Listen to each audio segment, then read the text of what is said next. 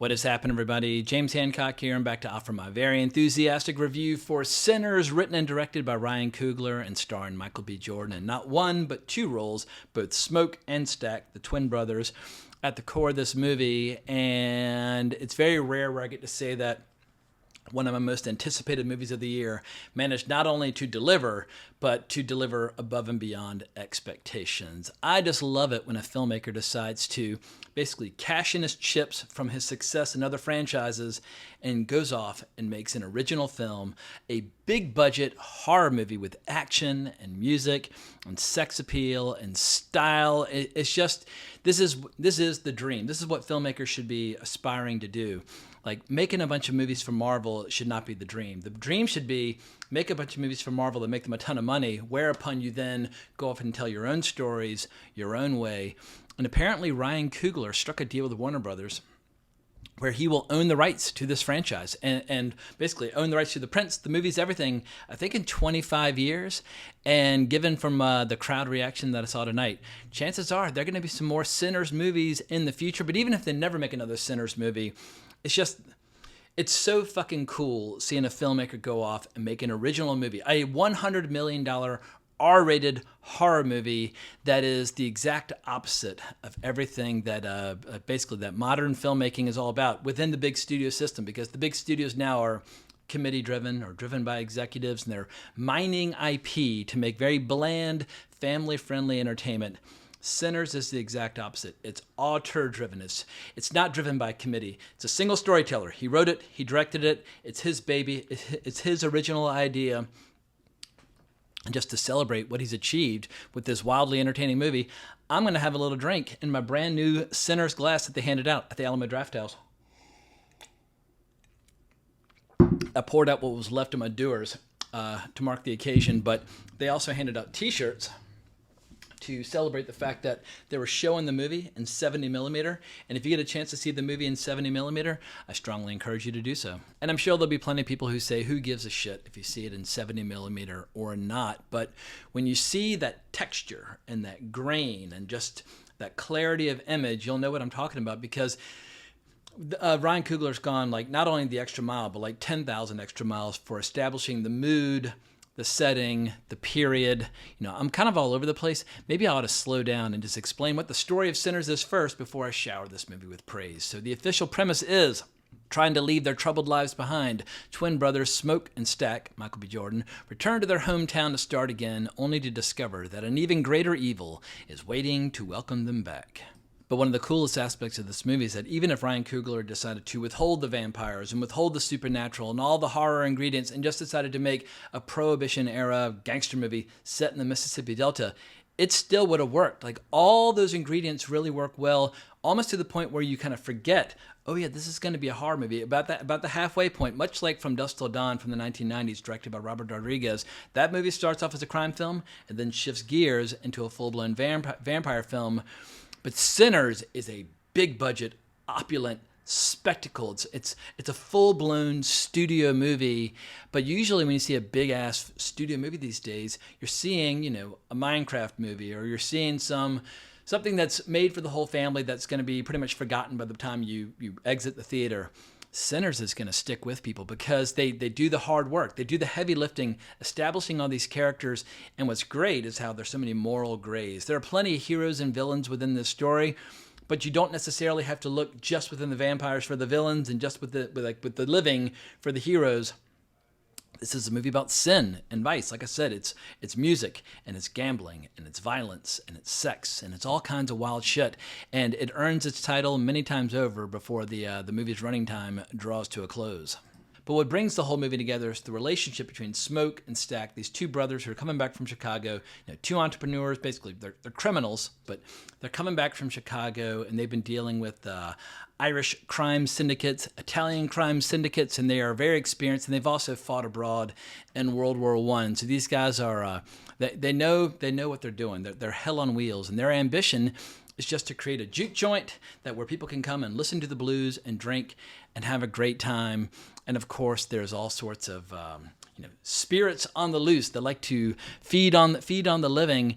And before the end of the night, I mean, it's just it's completely, totally batshit insane where this movie goes.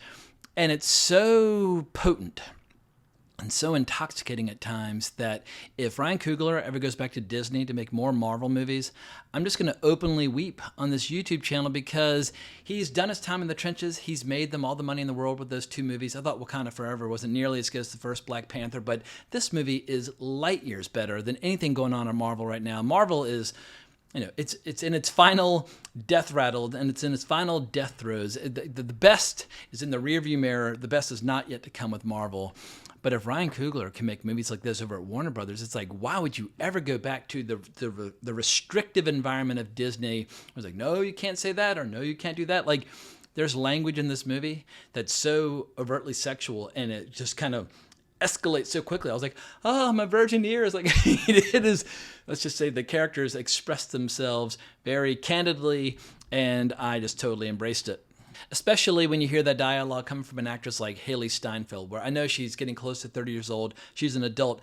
I still think of her as the little girl from True Grit, which I saw, 150 million years ago. But she was fantastic in True Grit, but she's all grown up now. And yeah, she's ready to raise holy hell in a proper R-rated horror movie with tons of sex, drugs, and rock and roll. And speaking of rock and roll, the music in this movie by Ludwig Göransson is one of the real secret weapons that this movie has at its fingertips, because it doesn't just give us a lot of great blues music. And if you like the blues, you're going to get a ton of it. I mean, you've got, what's the name of the actor playing Sammy? Miles Caton. I don't know if he's a real blues musician or not. If he's not, then he was very convincing in this movie. But initially, it's a lot of harmonica and guitar and singing and all the stuff you expect from a movie set in Mississippi in the 1930s. If you like Howlin' Wolf and Robert Johnson and all that stuff, you're going to be thrilled by the music. But as the movie starts to escalate into crazy territory, so does the music as well. And this might be the first movie in years where I'm looking forward to buying the soundtrack. Like, there are some genuinely operatic music at times where the movie's not restricted to just one style. It gives us a variety of styles. And I was like, fuck yes. Like, I love it when movies lean into pure style. And I'm not going to say this movie has style over substance, because there's plenty of meat on the bone here. But what is filmmaking in the absence of style? It's not very interesting. And Ryan Coogler is emerging as a great visual stylist, where at this point he's very experienced. He's got total command of his gifts, and he knows how to, almost like with an orchestra, he knows how to conduct the orchestra and get the best out of all of his crew, including cinematographer Autumn Duraud Arkapaw. Goddamn, it was such a relief to see beautiful photography in actual real settings. Like when you see the cotton fields, they're real. When you see trees and dirt roads, they're real. When you see the juke joint, it's real. When you watch Marvel movies these days, it's like, oh, we've got a soundstage and a green screen and 2 actors, and we're just going to fill in all these kind of horrible digital special effects, and you're just going to feel like you've had a very disposable experience. I like a movie that actually gets out in the field and people roll up their sleeves and actually shoot something real and physical and tangible, and you're going to feel it on the screen. Like, I'm sure there's some sort of digital assistance in some of the special effects and some of the violence and the blood and that sort of thing, but all very cleverly disguised. This movie is very immersive. You're never taken out of the experience by bullshit special effects, whereas there's so many other big budget movies where all you do is constantly get taken out of the movie by bullshit special effects. So yeah, I'm just going to, I realize I've just been shamelessly showering praise on this movie every step of the way. What are some of my criticisms? If I were to offer some very minor nitpicks, perhaps some of the action toward the end of the movie where it's just total carnage, battle royale, etc. Maybe some of that action is hard to follow, or just a little more, sloppily presented than some of their earlier action, where when you're dealing with just like one person biting on someone's neck or one person shooting somebody through the knee, those scenes are delivered with incredible intensity, which I totally responded to and totally enjoyed. Toward the end of the movie, I guess I just need to go back through it with a fine-tooth comb and really just try to perceive all the little granular details, but I will definitely be seeing this movie again. As I walked out of the movie, I felt like I'd been to like a rock concert. I was just like, woo, like I'd been in a big arena with nothing but violence and sex and music just like, blasting my eardrums out. It's an experience. So few studio movies give us like real, genuine spectacle. And I think some people, when they see this, will be like, oh, I kind of had forgotten that like movies can be big. Like if people spend a lot of time watching streamers or spend a lot of time watching YouTube and TikTok and Instagram and that sort of thing, they'll probably have forgotten that when you have a filmmaker who fully understands the dramatic possibilities of big budget cinema, that you can deliver experiences that streaming shows and or digital media just can't replicate. And sometimes I use the expression pure raw cinema a little casually. But what I mean by pure raw cinema is when a director really uses visual storytelling to deliver, an epic story with the maximum intensity and stimulation. And this movie it's very, very stimulating. But if I were to offer another nitpick, would be very, very mild, kind of spoiler light. So I'll give you a warning, 3, 2, 1. But I'm not going to go into specifics in this video because the movie comes out tomorrow, and I just want people to discover it on their own. But there's the climax, and there's kind of like a second climax, and maybe the second climax isn't quite as well earned as the first climax. I mean, the first climax is incredibly well earned. The second climax might incite a little bit of controversy, or at least a little healthy debate and discussion. It's still cool, but not quite as memorable as what came before. But, pick your poison. Like some people might say the exact opposite. Some people might say the first climax is less impactful and the second one's more so. So once again, I'm not going to get too mired in the little details because overall the movie's just a very, very satisfying experience. And the reasons for that are many, but one of the main reasons is Ryan Coogler has the courage to allow his villains to be charismatic and the courage to allow his heroes to be villains at times where, I won't say there's like a moral gray area, but heroes need to be capable of vice or sexual desire or, outright villainy and criminal behavior while at the same time remaining kind of the moral center of the movie or ostensibly the good guys. But if your villains are boring and just one note, well, then you don't have a movie. And I would argue that there are 3 characters in this movie that are kind of outright villains, like establishes outright villains early on, where it's like they might be the most charming people in the movie or charming in their own way, where when they spoke and when they performed and when they were singing, they just were holding the audience in the palm of their hand. I could just tell they were casting a spell on the audience. I don't know if people will be prepared for just how seductive some of the vampires are in this movie. And vampires should be seductive. Whether you're reading or watching or playing any sort of great horror story involving vampires, the vampire mythos is always at its best when it's like, ooh, maybe I want to be seduced by one of these lovely creatures who's walking around like a floating diaphanous gown and promising all sorts of forbidden pleasure. And going into the movie, I worried that perhaps we might have a situation where the only villains in the movie or the only bad guys in the movie would be people with this skin tone and that sort of thing. And if anything, this movie does like a glorious job of giving both hero and villain beats to people of all shapes and sizes and colors. And no matter what their skin tone might be, no matter what their background might be, they do some good things, they do some bad things. And I think whether you're Asian, Black, Native American, white, whatever, I mean, they're all represented in this movie to one degree or another. I think everybody will be pleased by the nuances and the complexity of the characters, where I feel like there are a lot of Hollywood movies that fall into these very binary, kind of overly simplistic, very boring narratives. And the problem with these overly boring narratives is that they're very predictable. This movie is not predictable. I was on the edge of my seat, like constantly kind of like, leaning in like, oh fuck, like what's going to happen now? Like I was genuinely emotionally involved in the story and thrilled and delighted by a lot of the twists and turns of the story. Now, I know I keep saying that I'm going to try and criticize this movie, but my next observation will be a mix of both praise and criticism, because at the core of this movie is this cool idea where if you keep dancing with the devil, one day he's going to follow you home. It's advertised in the trailer. It's probably even advertised on some of the posters, but you have this great framing device where this preacher's son who loves the blues, his father keeps encouraging him, like, why don't you just stick to picking cotton and coming to church and leave all the philanderers and gamblers and drinkers and seductresses and that sort of thing. Leave that world alone. Just stay on the straight and narrow path. And there's a scene in the movie that really tries to show how or I guess it tries to really lean into the idea that's set up in the very first scene of the movie, that there are some musicians that are so powerful and they're so talented at what they do that they can even convince like supernatural spirits and creatures to come listen. And it's set up through a variety of like folk tales and legends and myths and that sort of thing. It's like, oh, that's a cool idea, that if like somebody's just absolutely stunning on the guitar and has a haunting voice, of course a few evil spirits might linger around the campfire to listen. And that's really well established early on and really well established later in the movie as well.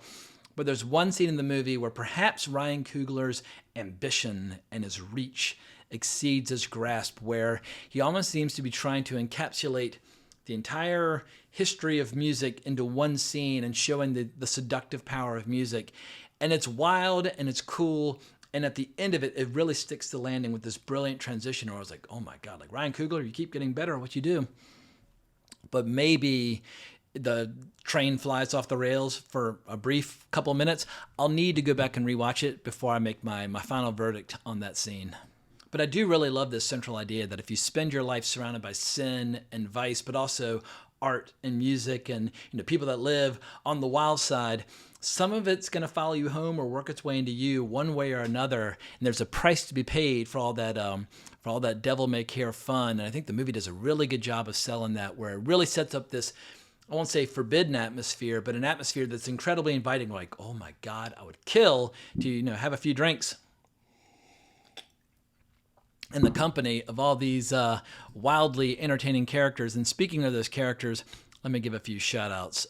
Omar Benson Miller as Cornbread. Holy shit. So goddamn funny. He's incredible in the movie. Delroy Lindo. I'm getting goosebumps even remembering Delroy Lindo as Delta Slim. He's amazing. And I first saw Delroy Lindo probably in Clockers, the Spike Lee movie back in the early 1990s. And he's been doing great work off and on for like the last 30, 40 years. But goddamn, it's like just kind of like the old school. Like some people in the movie do a better job with the southern accents or the country accents than others, but Delroy Lindo just leans into being as country as humanly possible. And all he wants to do is, drink beer and play the harmonica and sing songs and that sort of thing. He is fucking amazing in this movie. And a big surprise within the cast was actress Wunmi Mosaku, who people will recognize from the Marvel Cinematic Universe, where I think she's been totally wasted. I don't like that character at all. She's phenomenal in this movie, where it's a bit of kind of a predictable storytelling device where you have to have one person in the movie that knows the rules about how do you deal with vampires, what are their vulnerabilities, whether it's garlic or stake to the heart, sunlight, whatever the case might be. But there always needs to be somebody in the movie who can explain how do you kill these creatures, and she is that person. But she's really into all sorts of wild spirituality and that sort of thing. But she also plays an incredibly overtly sexual character, and she and Michael B. Jordan, let's just say, well, one of the Michael B. Jordan characters shares some very, very interesting encounters that are very, I won't say explicit, but very sexually charged. And then there's Lee Jun Lee as Grace Chow, and they do an interesting thing with her character where she and her husband, while they can speak Chinese to each other, when they're speaking English, they do so with really thick Southern accents. I was like, all right, yeah, I guess if you were living in Mississippi in the 1930s, eventually the dialect and the drawl and the twang would start to rub off on you. Maybe the only person who doesn't completely pull off the accent, even though he's incredible in the movie, is Michael B. Jordan. I like Michael B. Jordan in this quite a bit, and he's incredible as Smoke and Stack. I mean, he's muscular as hell, very commanding and charismatic, and he's got a dark side, and one's a little more sinister or more kind of diabolical than the other, but they both look after each other. Every once in a while with the accent, I was like, maybe it's a little off. Not that I'm some expert on Mississippi accents or anything like that, but you can tell that some actors just have spent a little bit more time with the dialect coaches and that sort of thing.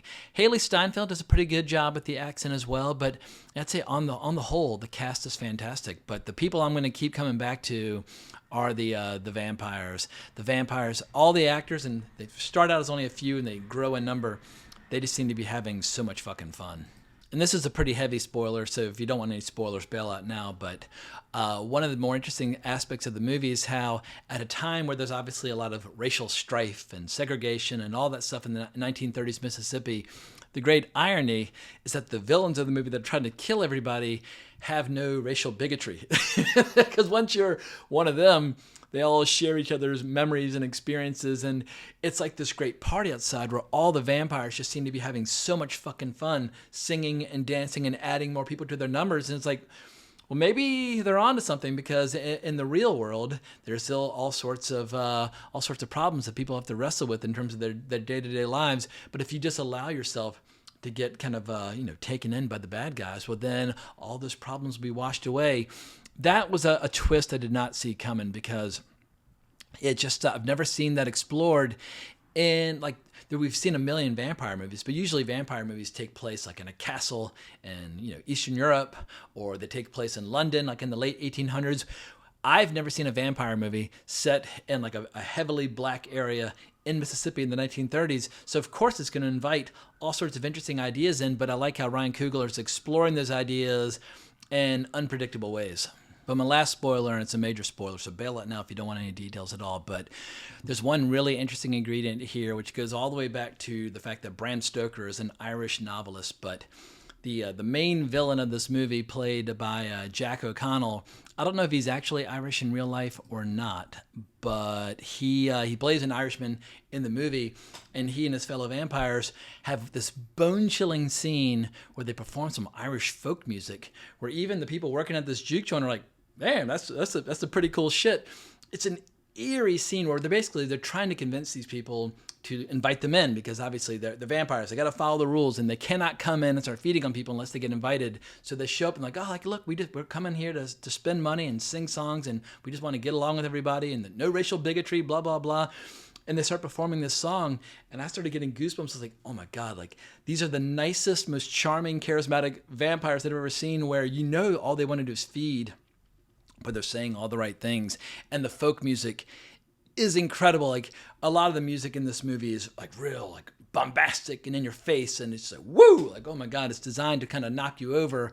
But suddenly the music gets very quiet and beautiful. And anyway, there's so many good things to to say about this movie, and I just can't wait to see how people respond. I'm sure there'll be plenty of people who say, like, you're overstating the case, you're overselling it, like, you're only saying this because you've seen so many terrible movies recently. But between Warfare, which I really liked, The Accountant 2, which I liked a little less but still really enjoyed, and now Sinners, I'm on a bit of a hot streak. And I feel like at a time where I've got so many terrible movies to complain about, it's nice just to be able to sing the praises of some good modern movies that hopefully will get people back to the theater. So in closing, I'll simply say I think this movie represents the peak of the careers of both Ryan Coogler and Michael B. Jordan so far. Like, their whole careers have been working up to this moment where, goddamn, they really delivered. There are plenty of people who get amazing opportunities and blow it, but it's like they took this incredible opportunity and just went so above and beyond the Call of Duty. I was just bowled over. I was just completely, totally just blown away by what they pulled off. And even better, Ryan Coogler had an intro before the movie, and Alamo Drafthouse love to do this, but they always have like a little infomercial telling people not to talk and not to be on their phones. And Ryan Coogler, he sold that message in his signature style in a very convincing fashion. And thankfully, everybody in the theater stayed off their phones. And if they were talking, it was only like oh my God, that was amazing. Like, they were talking at the appropriate times. So I was thrilled by the experience. I had a great time. Looking forward to going back, and eagerly looking forward to hearing what people have to say about the movie. And I imagine this will be one of the most talked about blockbusters of the year by far. It's hard to imagine another blockbuster movie of $100 million budget or more exciting this much debate and discussion, just because there's just so much going on in this movie and so much to discuss. It's just a fucking rip-roaring good time, just awesome spectacle, R-rated filmmaking. That's just it's the full package, and I just hope it makes all the money in the world. And I hope that Ryan Coogler never goes back to Disney. I hope he stays at Warner Brothers and continues to tell original stories for the rest of his career. But I think at this point, I've embarrassed myself enough showering this movie with glowing praise. It's time to wrap this sucker up. Let me know what you think down in the comments below. And remember to like, subscribe, hit that notification bell. Hope everybody has a great weekend at the movies. But more importantly, as always, onwards and upwards.